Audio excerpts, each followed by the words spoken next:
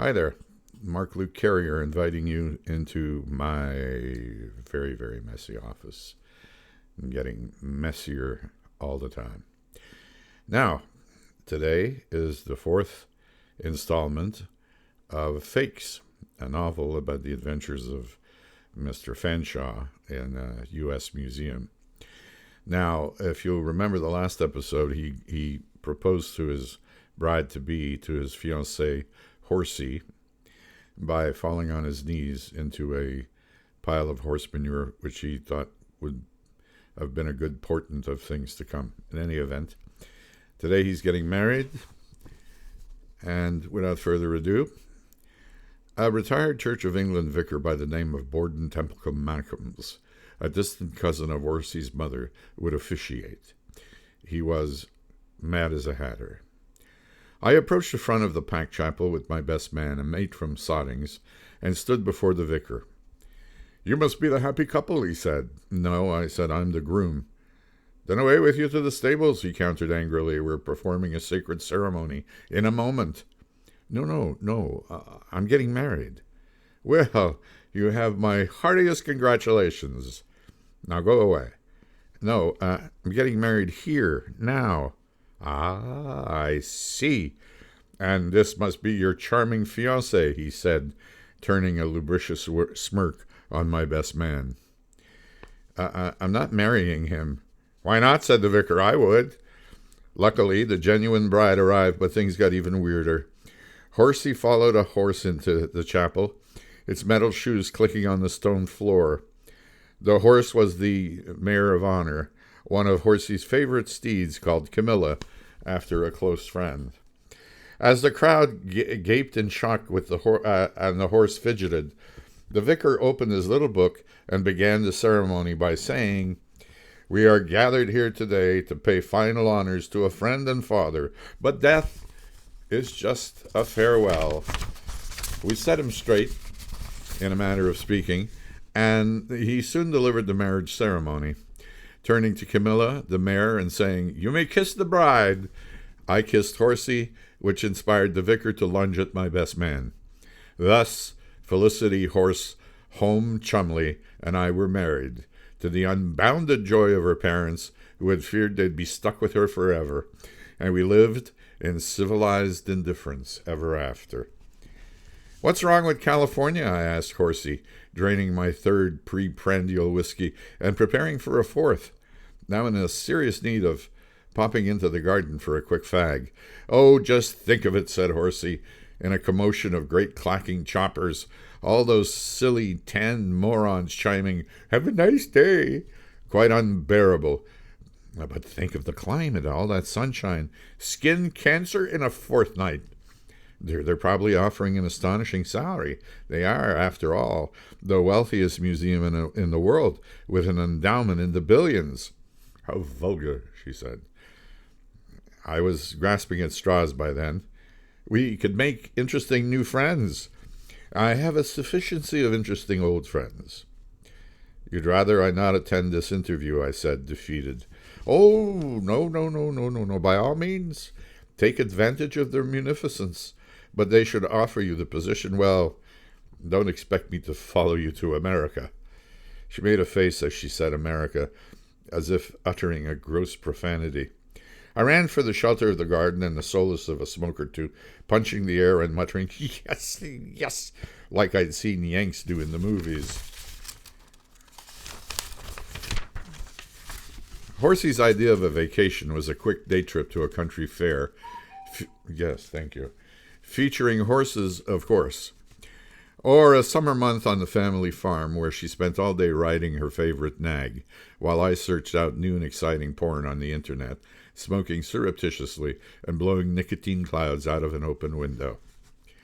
Outside of short-lived childhood cowboy fantasies where I'd rode the boundless prairies on my wooden hobby horse, I'd never been keen on equine friends, but I made an effort for the sake of our marriage.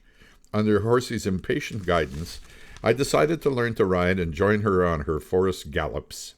Getting up in the saddle of the damn thing was the first thing I'd had to master. You have no idea how big and intimidating these creatures can be until you stand next to one with the intention of climbing onto its back. Holding the reins in one hand, I slipped my foot into the stirrup, and attempting to follow Horsey's incomprehensible instructions, I propelled myself upwards with far too much force and enthusiasm, performing an unintended yet masterful imitation of a silent slapstick routine. I flew over the horse and landed flat on my back on the other side of the perplexed animal, who gave me a sideways glance of scorn. After almost crippling myself in this non-equestrian fashion, I finally clambered upon the horse's back with a complete lack of elegance, and we were off. I soon felt like a rag doll in the saddle, my arms and legs waving and windmilling wildly as I tried to conceal an expression of sheer terror by imprinting the look of a blasé gaucho on my face. But this was still at a rather mild trot. Following Horsey's lead, my horse began to gallop at breakneck speed, and my expression of untroubled coolness transformed to one of unbridled horror as I leaned forward and clutched the animal's neck for dear life. I thought I would go crashing to the ground, a prospect as terrifying as jumping off a high-speed train. My arse slipped to the left. My arse slipped to the right. Can't wait to find out where his arse slips next. Come on. Keeping in suspense. I had the temerity of opening my eyes. I caught a glimpse of the ground speeding by below me in a green blur. This, needless to say, was no fun at all. Aches and pains racked my body for the next few days.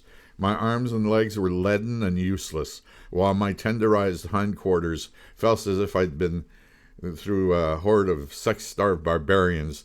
Not that a horde or even a single lone barbarian had ever been near me, despite my formative years at Charterhouse.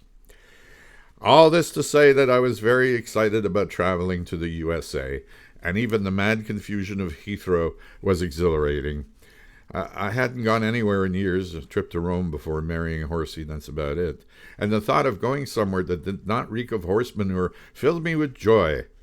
I pulled my carry-on wheelie bag along the jetway and entered the huge Boeing jet with a goofy smile on my face. I turned right, following the embarking passengers into the economy section of the plane, but a flight attendant kindly requested to see my boarding pass. "You're in first class, sir," she said, pointing to me in the other direction. I was escorted to seat 1A in the exclusive and rarefied atmosphere of American Airlines first class. Any closer to the front of the aircraft, and I had been sitting on the pilot's lap. And in fact, it wasn't a conventional seat at all, being more like a private pod, something straight out of Star Trek, with my own personal entertainment unit, music, films.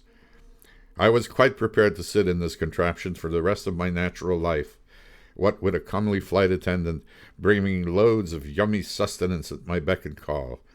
I eventually fell fast asleep, tucked under a soft and woolly American Airlines blanket, a Bach sonata gently playing in my earphones, digesting a bellyful of caviar, smoked salmon, and top-drawer champagne. Sounds good. Wish I could afford first class, to tell you. Anyway, so that was the fourth installment. Fifth installment will be next week, of course. So, subscribe, stay tuned, and let me know what you think. Go to my website if you home. That was my wife. Don't pay any attention to her. Goodbye.